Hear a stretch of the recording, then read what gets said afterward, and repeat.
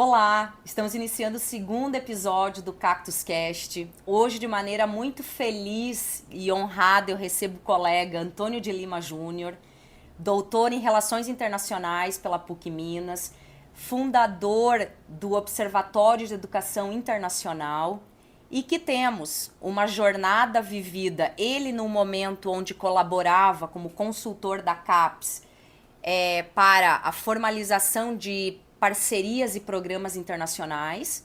E eu, à época, estava gestora de internacionalização universitária de uma universidade comunitária no sul do país. Eu convido e dou as boas-vindas ao colega Antônio para que se sinta muito acolhido, bem-vindo a esse podcast, para que a gente possa transbordar um pouco do que foi essa nossa jornada, essa nossa experiência quando pensávamos o nosso país construindo uma internacionalização efetiva, assertiva, e penso que o que nós estamos hoje aqui conectados e o nosso propósito é fazer com que a gente traga essa experiência, essas oportunidades que nós sentíamos à época, né, profissionais envolvidos naquele movimento país, se podemos falar assim, em construir, colaborando, né, para que a gente pudesse ter aí um grau de maturidade mais efetivo enquanto uma área muito estratégica da gestão institucional das universidades brasileiras. Então, eu gostaria muito de te dar as boas-vindas, eu gostaria que você pudesse se apresentar e vamos dialogar aqui nesse aspecto que nos motivou a estarmos nos conectando nessa tarde. Oi, Kaline, muito obrigado por me convidar aqui para o podcast da Cactus. Eu fico muito feliz que, assim, como você disse, né, a vida nos colocou aí em contato por causa de semelhanças aí, de intenções e do que a gente trabalha, né, que é a internacionalização da educação do ensino superior. Fico muito agradecido. Eu que agradeço imensamente pela disponibilidade, pelo tempo e pelo desejo, né, de estar nesse momento colaborando numa pauta que tem sido, obviamente, cada vez mais fortalecida quando nós pensamos esse grau de maturidade, eu volto com o termo, o quanto nós, país, evoluímos, o quanto as universidades têm dedicado um esforço significativo para que essa internacionalização ela seja de um conceitual teórico em medida aplicado através das suas melhores envergaduras de gestão institucional. Quando eu falo isso, a gente percebe sim, e aí que é a sua grande contribuição, em falar um pouco como era sentido isso, né, em nível CAPES, quando temos diretrizes, mas quando ainda não temos uma política nacional que alicerce todas essas, ou melhor, que abarque todas essas diretrizes que de MEC, a CAPES, a CNPq, agências de fomento, todos falamos dessa internacionalização, mas de forma muito objetiva aqui. Estamos na mesma página, Antônio? O que você sentia naquele momento? Interessante que você falou em amadurecimento do campo, né? Porque o que a gente percebe no Brasil é que nesses últimos 10 anos, eu acho que a gente pode colocar esses termos, né, que nos últimos 10 anos o campo da internacionalização vem amadurecendo muito, né? Tanto do lado acadêmico, então a gente tem visto pesquisas e pesquisadores, né, tratando do tema, então cada vez mais maduro, né, este campo, então temos nomes importantes, né, que tratam de educação internacional, que são reconhecidos internacionalmente. Temos também o amadurecimento, né, da Associação Brasileira de Educação Internacional, FAUBAI, que já tem aí mais de 20 anos, eu acho, né, de existência. Com uma robustez e com atores que colaboram e que a cada ano a gente sente esse desejo do mundo se conectar via FAUBAI, né, com o espaço brasileiro, nesse fortalecimento do diálogo. Eu também sinto isso, o quanto a gente já está vivendo um novo nível, estamos num novo nível. né, de pensar programas internacionais?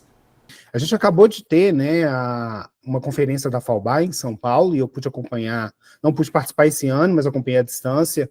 Então, a gente vê como que tem amadurecido, né, o campo, tanto em termos de discussões que são colocadas, participação de atores governamentais, né, e participação também de atores internacionais, né. Então, eu vi que teve a participação da Associação Internacional de Universidades, da Unesco. Então, eu acho que é um passo muito importante. E assim, se eu comparar, se eu pensar qual foi a minha experiência, né, com o campo da internacionalização, então, eu lembro que na graduação, já tem algum tempo, quando eu tive o primeiro contato com o tema, eu logo me apaixonei pelo tema. Eu lembro que na monografia eu pesquisei sobre a internacionalização das PUCs Minas e Paraná, e eu lembro que na época só tinha literatura internacional em inglês sobre o tema. Sim. Então, hoje, quando a gente vai ver, existem diversos textos, dissertações, teses de doutorado sobre o tema, então a gente consegue perceber como amadureceu o campo, né?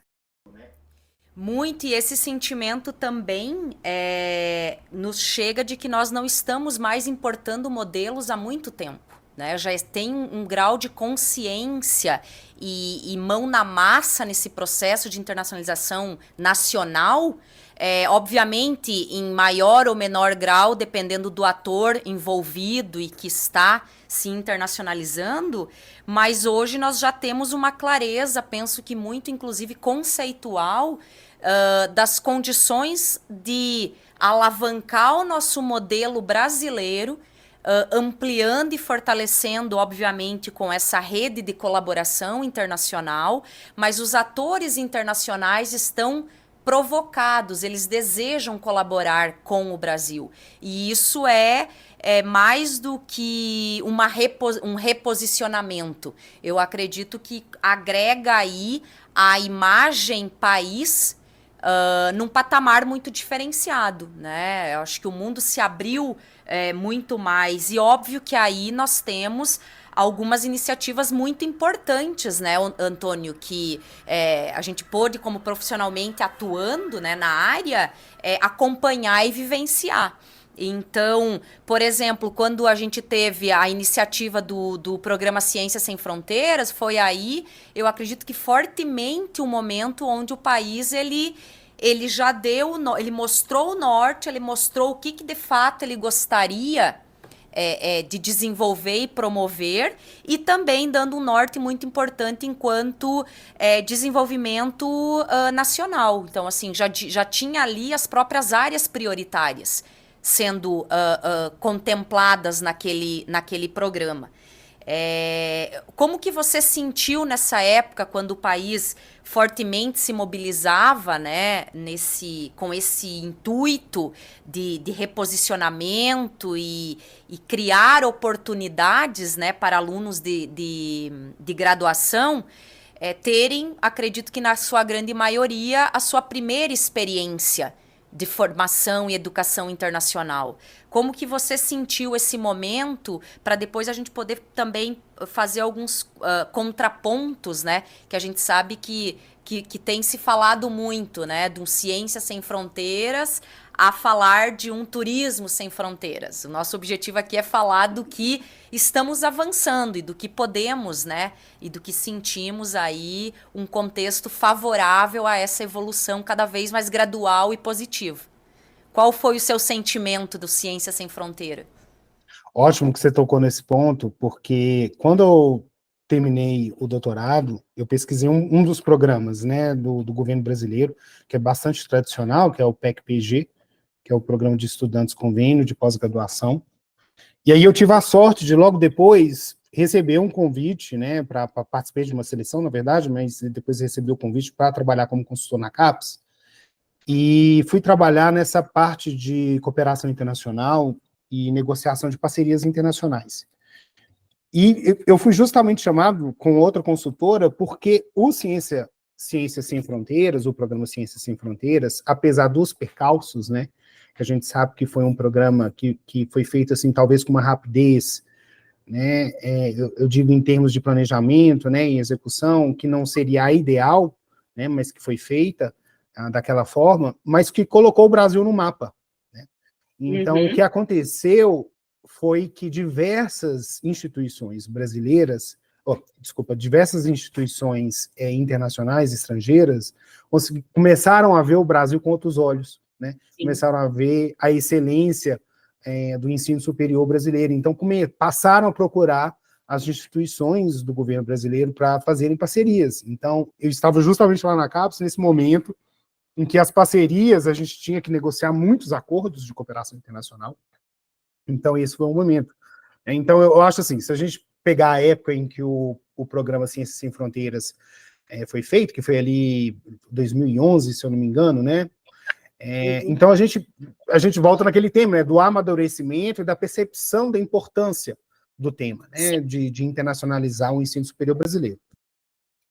E do learning by doing, como tudo, enquanto programa, a gente está executando, nós temos objetivos, nós temos prioridades enquanto país, e as instituições foram convidadas a participar desse processo na medida que preparavam seus alunos para poder bem representar o nosso país, bem representar o ensino superior brasileiro, e concordo muito quando você diz que desse esforço brasileiro, né, em pensar um programa assim, nos trouxe aí um cenário até então não vivido, né? Então, assim, foi algo novo, aprendemos, tiramos lições importantes desse exercício, né, de internacionalização, e que, sem dúvida, nos reposicionou. Eu acho que nos trouxe, enquanto país,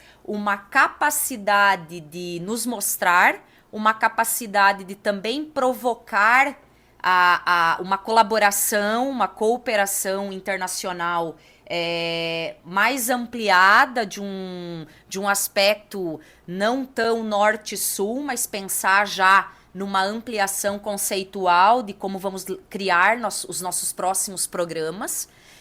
E aí já ter uma essência do que hoje a gente já, e aproveitando o gancho, do que hoje a gente já tem aí solidariedade, a gente tem, né, colaboração, a gente tem elementos, né, uma essência mais maturada. E tudo isso acho que vem dessa vivência que nós tivemos lá a partir desse grande programa aí. Eu digo grande pela experiência em que nós pudemos, à época, capacitar mais de 30 alunos que foram inseridos nas melhores universidades, academicamente muito bem acolhidos, conduzidos nesse período de formação internacional, e que tivemos a validação desse crédito internacional, né? Então, isso nos possibilitou uma dinâmica onde, né? Agora eu falando aqui como a época gestora, para onde nós enviávamos esses alunos eram instituições que nós não tínhamos convênio bilateral, por exemplo, e que depois de ter inserido o nosso aluno nesse plano via Ciências Sem Fronteiras, a gente teve a oportunidade de viver um segundo momento e uma continuidade, que foi o quê? Conduzir para um convênio bilateral. Então, isso nos trouxe, como Universidade Brasileira, um campo muito frutífero, né? E que talvez não teria acontecido naquele momento, ou talvez teria levado muito mais tempo para que bilateralmente nós tivéssemos a possibilidade de construir esse laço de colaboração. Sim, a gente está falando de amadurecimento, né, do campo. E eu acho que a gente pode falar também de um amadurecimento em termos de políticas e de diretrizes, né, nacionais, vamos dizer assim, no que se refere à internacionalização. Então, a gente pega o Ciências Sem Fronteiras, ele foi feito meio a toque de caixa, né, eu digo assim, ele foi feito rapidamente, né, então tinha que se colocar o programa funcionando rapidamente. E é importante aqui ressaltar como que uma política nacional de internacionalização, nesse caso, daria um direcionamento mais estratégico para o programa, né? Então, o que a gente percebeu nesse programa, na época, eram algumas pinceladas do que o Brasil queria, né, ao enviar os alunos, né, de graduação para o exterior. E esse programa ele foi se desdobrando, né, em Idiomas Sem Fronteiras, teve também uma tentativa de levar isso para a pós-graduação, mas eu acho que eu estou tocando nesse ponto, porque até, a despeito desse amadurecimento no campo, o que até hoje a gente não tem uma política nacional de internacionalização do ensino superior. O que temos hoje são algumas diretrizes, né, que estão presentes em documentos esparsos, né, eu digo documentos esparsos porque são normativas diferentes, tratam sobre educação, né, mas com perspectivas diferentes. Perfeito. E nesse sentido, quando nós pensamos essas iniciativas, o país imprimir-se, né, no campo internacional, enquanto propósitos, enquanto alinhamento estratégico de áreas de conhecimento, de aportes, né, o que eu acredito que o mundo ele ficou muito impressionado do que foi o aporte do governo brasileiro para o programa Ciências Sem Fronteiras. Isso a gente estava em missões internacionais em alguns países na Europa, à época, que era onde acabou acolhendo a maior parte dos alunos brasileiros, e foi isso que a gente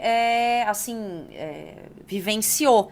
Né? Isso gerou um impacto muito forte, muito positivo, e também eu acredito que acabou construindo aí um fio condutor para nós entendermos que nós precisaríamos, enquanto país, também pensar o stricto sensu numa perspectiva também de internacionalização. Né? Enquanto CAPES fazendo um diagnóstico, que eu diria que foi um momento muito importante ao qual nós participamos, a Universidade Brasileira foi convidada, né, Antônio, para falar sobre o que vivia, dificuldades, como nós entendíamos essa internacionalização, e disso tudo, todo aquele time de experts ali que colaboraram com esse momento nacional tão importante, puderam fazer exatamente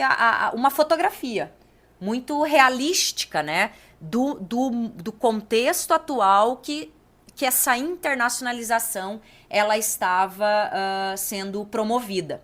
E aí disso, nós entendemos, e aí nesse campo de gestão, nos alegrou muito ver a sinalização do governo brasileiro via CAPES, desse entendimento de que nós precisamos construir, né, essas diretrizes, mas não construí-las sem falar com quem está a mão na massa nessa internacionalização.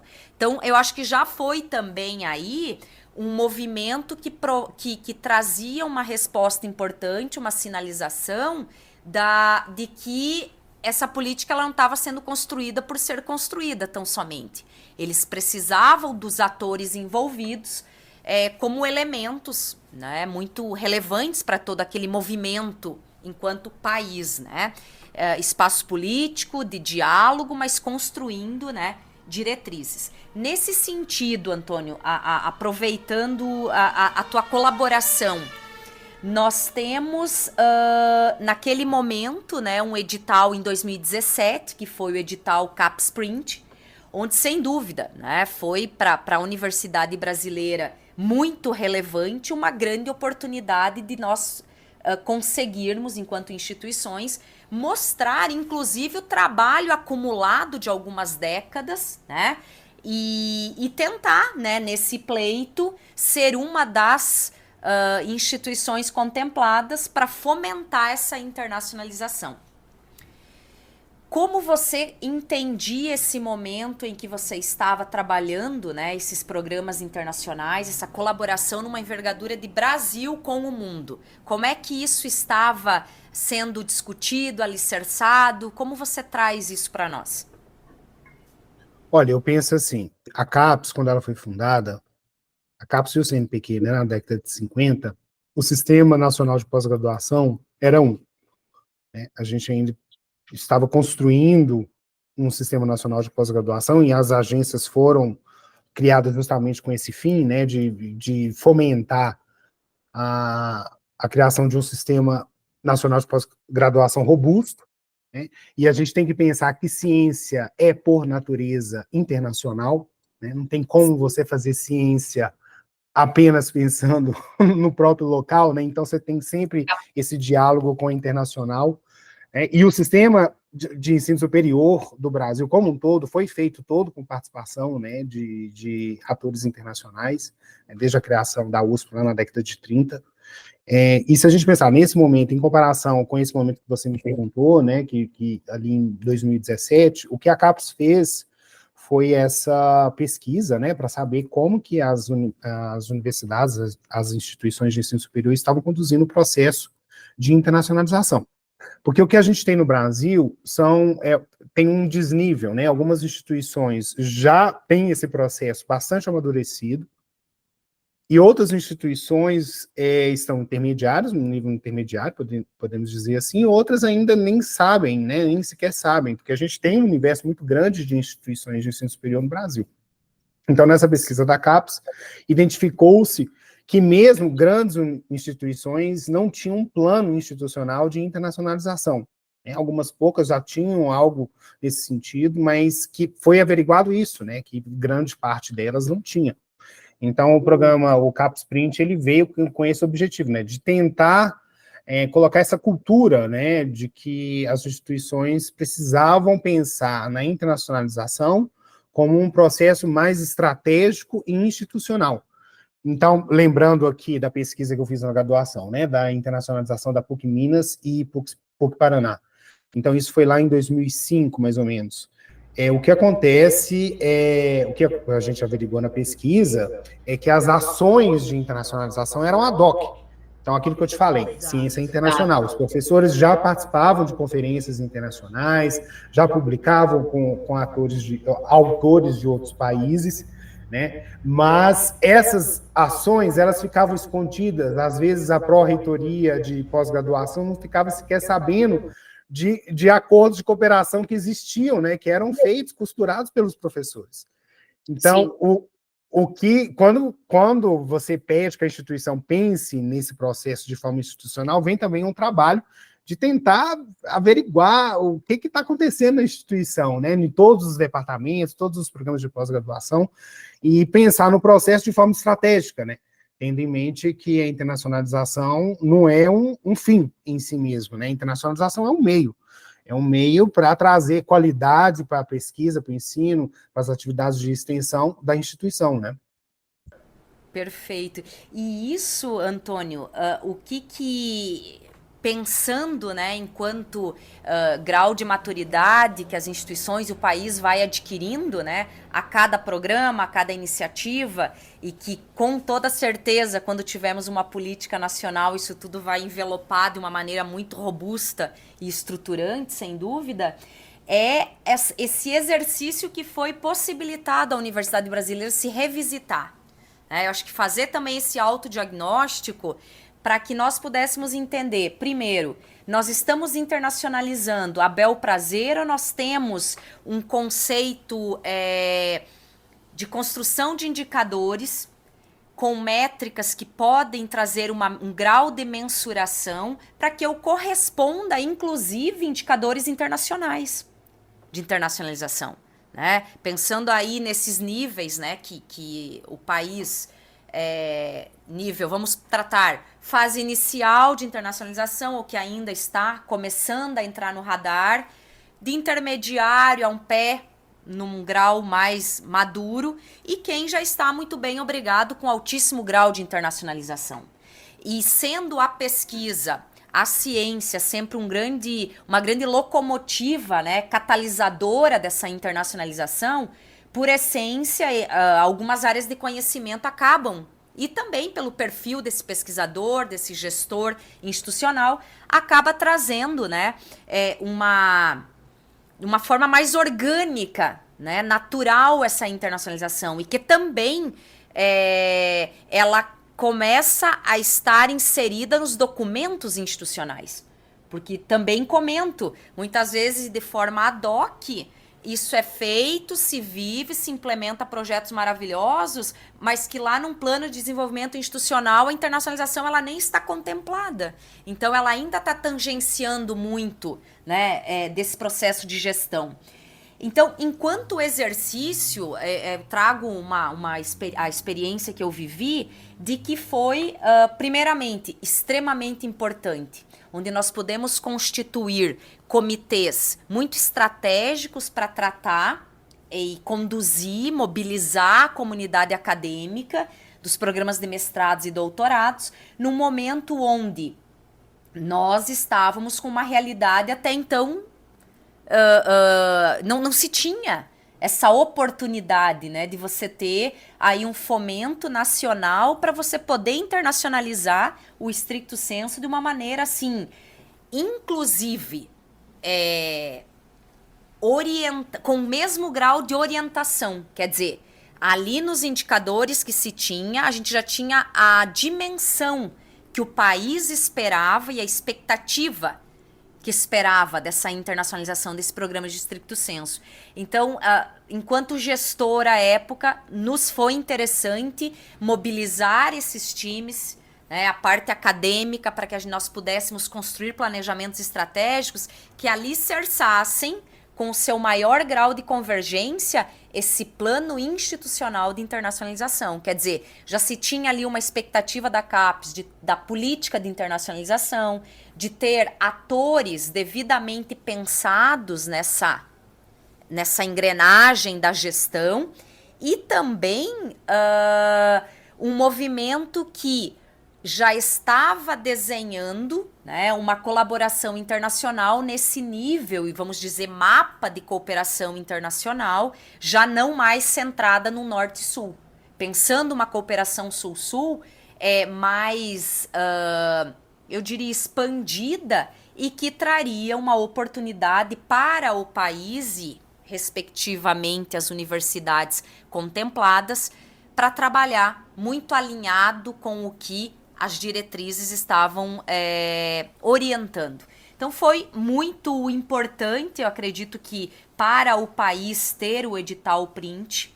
A expectativa é que a gente tenha aí, e também aproveito já para te perguntar, você acredita que temos aí boas perspectivas de termos aí um print 2, uma versão daqui a pouco orientando, certamente para contextos ainda mais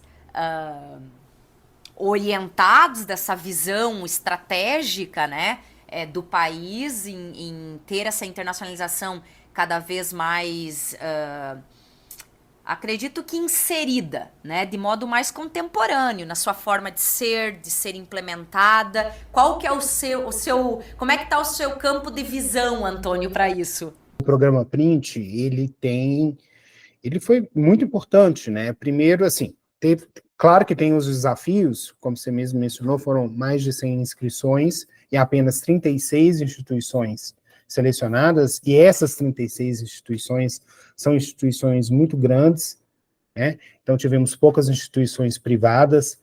Então aí, se a gente pensar no universo, né, do número de instituições de ensino superior que temos no Brasil, então a gente vê que apenas uma pequena parcela conseguiu se beneficiar desse programa, né? Isso eu acho que é uma questão importante, mas eu acho também que colocou, da mesma forma que a gente falou que o Ciências Sem Fronteiras colocou o Brasil no mapa, eu acho que o programa Print colocou a importância de se institucionalizar o processo também no mapa, no radar, vamos dizer assim, das instituições, né? Então, mesmo aquelas instituições, então, dessas 100 e poucas instituições que fizeram a inscrição, tiveram trabalho de pensar num plano institucional de internacionalização. Então, só isso aí, só esse exercício de pensar na internacionalização foi válido, né?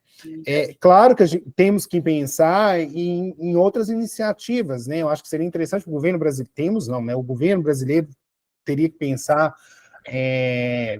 em iniciativas, em programas também que levem a internacionalização para instituições menores, pensando aí nessa assimetria que temos, né, na pós-graduação, no Sistema Nacional de Pós-Graduação. Agora, falando em amadurecimento institucional, né, a gente tinha comentado que não tem uma política nacional de internacionalização, mas a gente percebe que o lado do governo, né, em termos de documentos, de estrutura normativa, né, de documentos normativos e de um lado, e a atuação das instituições de outro, são sistemas, vamos dizer, são dimensões que se retroalimentam.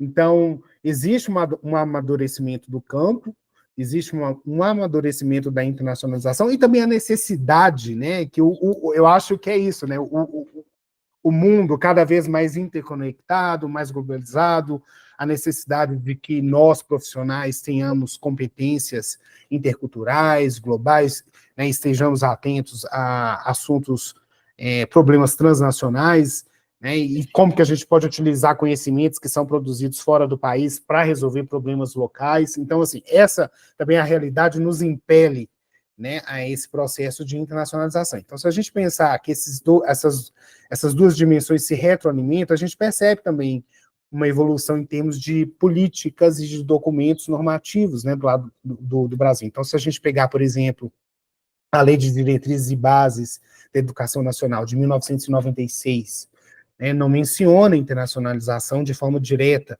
mas reconhece lá que precisa preparar os alunos, os professores e os alunos para um mundo cada vez mais globalizado, e também coloca lá em um dos artigos a necessidade de reconhecer diplomas que são expedidos no exterior.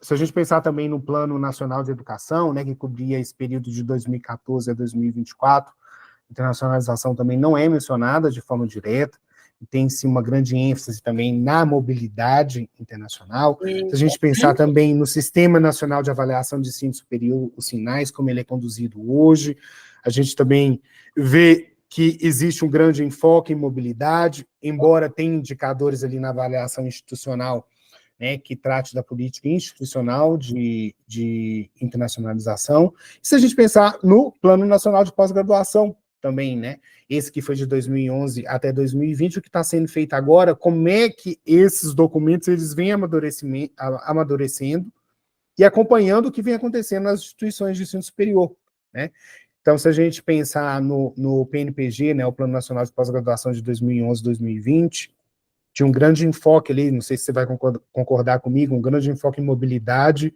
em publicações internacionais, em eventos internacionais. E a gente tem hoje um novo plano nacional, não temos ainda um novo plano nacional de pós-graduação, mas já temos uma versão provisória, que inclusive contou com a participação da comunidade acadêmica, que foi isso que você mencionou mais cedo, de escutar, é importante escutar os atores, que lidam, que estão aí na linha de frente, no ensino superior, e a gente percebe as mudanças em termos de amadurecimento do que a gente tem de diretriz, do que se quer com o processo de internacionalização. Então, nesse novo PNPG, a gente tem aí a intenção de construir essa política nacional, de internacionalização na pós-graduação. A gente tem uma perspectiva também de trazer aumentar a presença internacional no Sistema Nacional de Pós-Graduação, ou seja, investir também em internacionalização em casa, uma perspectiva também mais multilinguista, que a gente trate, que a gente dê importância não apenas ao inglês, mas também a outros idiomas, o espanhol, o francês, e o português também, como língua estrangeira, e temos também, no novo PNPG o papel mais protagônico aí dos escritórios de relações internacionais, ou então também de unidades da instituição que cuide desse tema, ou seja, temos aí um acompanhamento, vamos dizer assim, do governo brasileiro, que a gente sente que o governo brasileiro está dialogando, de forma mais próxima com a comunidade acadêmica no que diz respeito à internacionalização. É isso que nos chegava, era mais do que um sentimento, era do que vinha já e da maneira como esses editais, por exemplo, do Ciências Sem Fronteiras, do CapSprint, já estava nos orientando desse grau de expectativa do governo brasileiro. Então, quando a gente percebeu que das 36 universidades, na sua maioria, as públicas, as federais, foram contempladas, mas que nós tivemos também 6 instituições privadas sem fins lucrativos, dentre essas 6, 2 instituições comunitárias, que é um outro modelo, que o sistema brasileiro reconhece, e que é muito inovador para o cenário internacional, inclusive, que era o sistema ao qual eu estava estive inserida por mais de uma década na internacionalização, isso traz, sem dúvida, né? Acho que a timeline dessas iniciativas, uma colaborando com a outra, de forma que isso, na sua gradualidade, resulte num maior grau de maturidade, né? Dessa internacionalização em nível país e depois bilateralmente que as instituições conseguem se inserir. Então, isso já foi uma maneira também de a gente ver, quebrar um pouco essa disparidade, né? Então, já foi um momento onde a oportunidade chegou para todos e quem estava com esse grau de internacionalização, que a CAPES entendesse que estava na sua condição de receber um aporte para construir ainda mais e mais efetivamente essa internacionalização, estava devidamente contemplado. Então, acho que foi muito importante esse momento para o país, para o stricto sensu brasileiro. E também, Antônio, agora aproveitando alguns elementos que você trouxe, também a oportunidade de os escritórios de internacionalização, assessorias de relações internacionais, conseguir trabalhar essa internacionalização no seu 360 graus, em que não é apenas mobilidade acadêmica, né?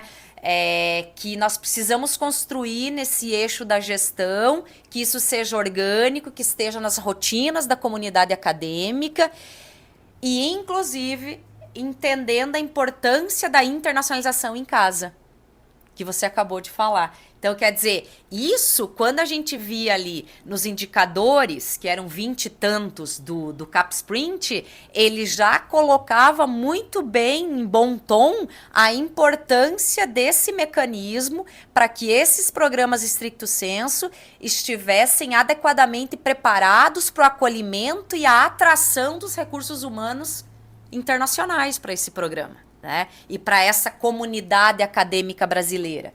Então, sem dúvida, o multilinguismo, né? Muito claro também ali, muito em destaque. A própria questão que foi algo assim que chamou atenção à época, de ter já a expectativa de que esse programa stricto sensu já tivesse uma lógica de rodízio de formação do seu recurso humano, acadêmico no exterior e também de atração. Então, tudo estava muito bem, eu acredito que conduzido enquanto requisitos, né? Ou indicadores que estavam ali alicerçando esse edital. Então, essa questão de, sim, nós termos a oportunidade de nos inserirmos academicamente em comunidades acadêmicas estrangeiras, importantíssimo, mas trouxe nesse exercício a importância de dizer o quanto nós temos que estar preparados, porque a internacionalização em casa não necessariamente é a ida e vinda, né, desses recursos humanos, mas é a gente ter uma matriz curricular internacionalizada, tratando de temas, né, que esse mundo já inseriu na sua matriz curricular, quando falamos de inclusão, de diversidade, a formação de um cidadão global, que você mencionou. Então, eu acho que trouxe, sim, uma oportunidade de revisitar conceitos e práticas que nós estávamos tendo. Certo, e eu acrescento que o print, assim, a gente tem vários trabalhos sendo publicados a respeito do print já. A gente ainda está no meio porque eu acho que o ciclo, né, desse primeiro edital está fechando agora. Então, vamos ter pesquisas, tem pesquisas já sendo realizadas, temos pesquisas que serão feitas ainda, e a gente vai conseguir olhar um pouco melhor com perspectiva, né? Temos lados, como qualquer coisa, né? Temos lados positivos, lados negativos. Sim. Creio que essa questão de institucionalizar, como a gente já disse, é uma questão muito importante, né? Agora, temos alguns desafios, né? Então, isso que mencionamos do Escritório de Relações Internacionais, isso aparece no novo PNPG, né, que é a importância de ter uma unidade que cuide do acolhimento desses professores estrangeiros, dos alunos internacionais, né, incluindo refugiados também, né, que é uma realidade no nosso mundo. Então, temos essa mudança no novo PNPG, você disse mencionou a internacionalização em casa, e eu acho que isso acompanha uma percepção, porque assim, até hoje, o que a gente percebe em algumas pessoas, né, que trabalham com a educação internacional, ou mesmo no perfil, né, que eu criei lá do Observatório da Educação Internacional, o que chama mais a atenção das pessoas é justamente as bolsas, né, de estudo, ou os grants internacionais, né, os grants de pesquisa, né, e nesse afã de que a pessoa acha que internacionalizar é ir necessariamente para um outro país, sem estudar. Eu acho que passa por aí, né? Claro, assim, você tem que ter esse contato com o que está vindo de fora, senão não chamava internacional. Mas hoje existem várias formas, né? A pandemia teve aí para nos mostrar. Né, isso, que aprendizado. Que internacionalização pode ser feita de diversas formas, incluindo virtual exchanges, né, que são os intercâmbios virtuais, que é uma maneira, assim, você tem um grande investimento no início, né, de treinamento das pessoas que estão envolvidas, também em termos de aparato, né, você precisa de computador, de uma boa rede de internet, mas depois que isso é colocado nos trilhos, vamos dizer assim, a coisa flui melhor. Tem gente que ainda está fora, ou que pensa que é viajar, né? Você tem também os COILs, né, que são os programas de colaboração online, que aí você tem turmas, né, que trabalham na resolução de um problema em comum, e aí você consegue ir trabalhando competências que são desenvolvidas com a internacionalização, que não é meramente ir para uma instituição no exterior, que ótimo, é uma experiência excelente, você conhecer a instalação de uma outra universidade, a cultura institucional, né, como que as coisas são feitas lá, como as aulas são dadas, como a pesquisa é realizada, quais equipamentos eles têm, tudo isso é muito importante, mas hoje temos outras possibilidades, né? E então, mencionei aí intercâmbio virtual, COIL, temos internacionalização em casa, lembrando que internacionalização em casa não é só trazer professores e alunos internacionais para o campus ou para a instituição, podemos trabalhar essa internacionalização em casa e colocando uma perspectiva internacional no currículo, na forma dos alunos e professores pensarem, e lembrando de incluir também o corpo técnico, né, da instituição, que é uma coisa que sempre fica fora, ou seja, porque essas pessoas precisam estar preparadas, né, para também abraçar essa perspectiva internacional. E eu diria também, Antônio, na experiência de ter trabalhado numa instituição comunitária, de que temos, sim, o elemento da comunidade externa, que também deve estar convidadíssima a compreender essa internacionalização enquanto programas que são oferecidos e engajar da melhor maneira essa internacionalização.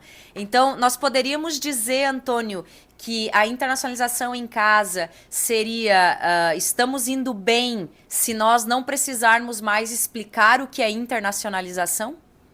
Internacionalização, o entendimento da internacionalização é inversamente proporcional à necessidade de explicar o que é internacionalização, não é isso? Quanto menos a gente precisar explicar, eu acho que as pessoas estão entendendo melhor. Inclusive, explicar todas as dimensões e ações que estão envolvidas na internacionalização. Ou seja, já é natural, já é orgânico no campo de visão, as boas práticas já falam por si do que é essa internacionalização. Quer dizer, não precisamos explicar, mas está ali, está tudo no nosso dia a dia do campus. Eu acho para algumas pessoas, né? Temos que pensar que o Brasil é muito grande, então as grandes instituições, sim, os pesquisadores, né, que estão envolvidos com o tema, sim, já entendem o que é internacionalização, todas as ações, mas ainda existem rincões aí do nosso grande país, né, que ainda não tem esse contato, ou não sabem a importância, ou que pensam na internacionalização apenas como mobilidade, né? E aí temos que pensar também no projeto do país, né? Então, assim, estávamos falando de políticas, né, nacionais de internacionalização.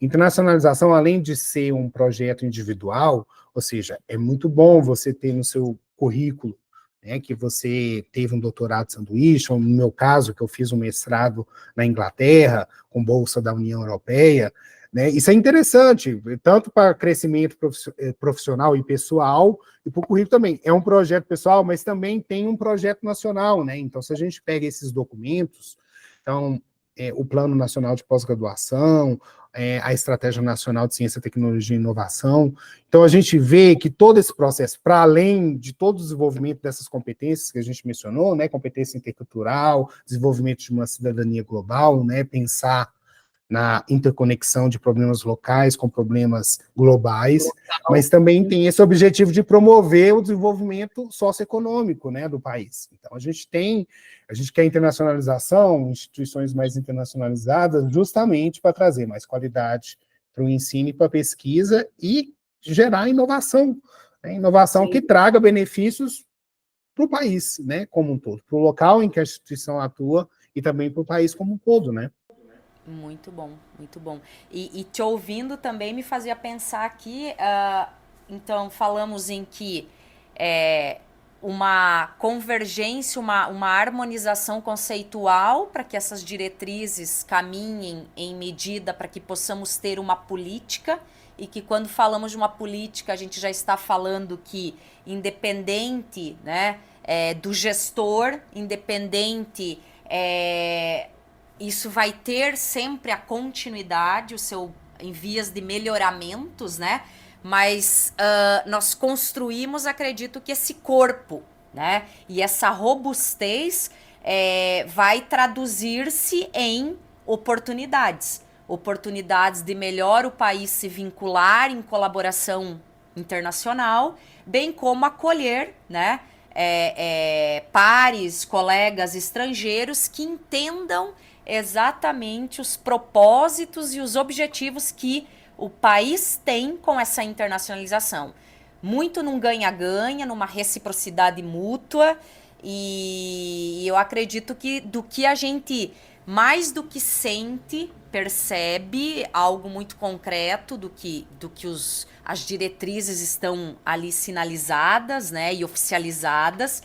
Essa maturidade, que eu acho que foi muito o nosso fio condutor aqui da nossa conversa, a gente pode assegurar que sim, né? A gente tem observado essa evolução. Agora sim, muito necessário que a gente chegue nesse nível de ter essa política aí que nos traga, né, dias ainda mais assertivos de internacionalização. Sim, a política nacional é importante justamente por causa disso, né?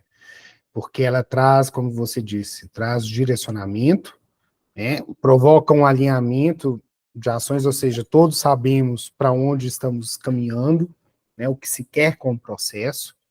Então, isso pode parecer óbvio para algumas pessoas, mas não é para todo mundo, né? A gente tem que pensar, como eu disse, no nosso país, que é muito grande, todas as realidades sociais, né, as realidades institucionais também, e é importante também porque dá esse direcionamento para o Estado brasileiro, né? Então é isso que você falou, assim, teremos governos diferentes, mas se tivermos uma política de Estado no que se refere à internacionalização, então a gente tem esses governos atuando em torno dessa política, né, nacional de internacionalização, pelo menos assim no plano ideal, né, mas o que pelo menos a gente tem esse direcionamento, né, do que se espera, e também pensando nos problemas, né, que o país tem para resolver, né, enquanto nação. Então, realmente, a gente tem um alinhamento mais no nível macro. E lembrando que a política, né, ela tem esse caráter mais generalista mesmo, né, até porque as instituições de ensino superior são autônomas. Elas têm autonomia que deve ser preservada. Então, tem-se aí uma diretriz, né, no plano geral que se espera do processo, né, seria isso, é o que a gente está vendo no novo Plano Nacional de Pós-Graduação, né, que o objetivo é construir essa política nacional de internacionalização, eu acho que a princípio na pós-graduação, vamos ver se vai ser para o ensino superior como um todo, mas é isso, né? Já é um passo. Mas, nesse sentido, eu acho que até a nossa reflexão a gente já fez, já adiantamos ela aí. Então, assim, temos um grau de convergência, sim, o que, quando pensamos essas diretrizes, esses documentos, né, os ministérios, agências de fomento, e acredito que o que agora mobilizaria uma força ainda mais enquanto política de Estado brasileiro, seria propriamente a construção de uma política nacional de internacionalização. Isso, concordo, assim embaixo. Perfeito.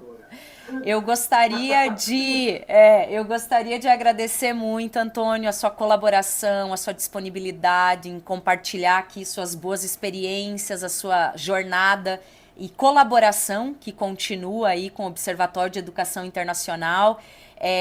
Mais do que sugerir, pedir aos colegas que sigam o @observatório.internacional, que sigam o @educactus, porque aí a gente está transpirando para colaborar nesse diálogo, para falar de temas que são caros, que são propositivos, que façam com que a gente possa internacionalizar nos nossos nas nossas melhores condições. E eu acredito que quando se constrói esse espaço de diálogo, né, Antônio, que a gente tem se proposto, é algo muito positivo, porque a gente traz luz a esse tema da internacionalização e também sendo muito convidativo para que colegas que também se sintam estimulados em falar, em colocar as experiências vividas, falar disso, acredito que o país ganha,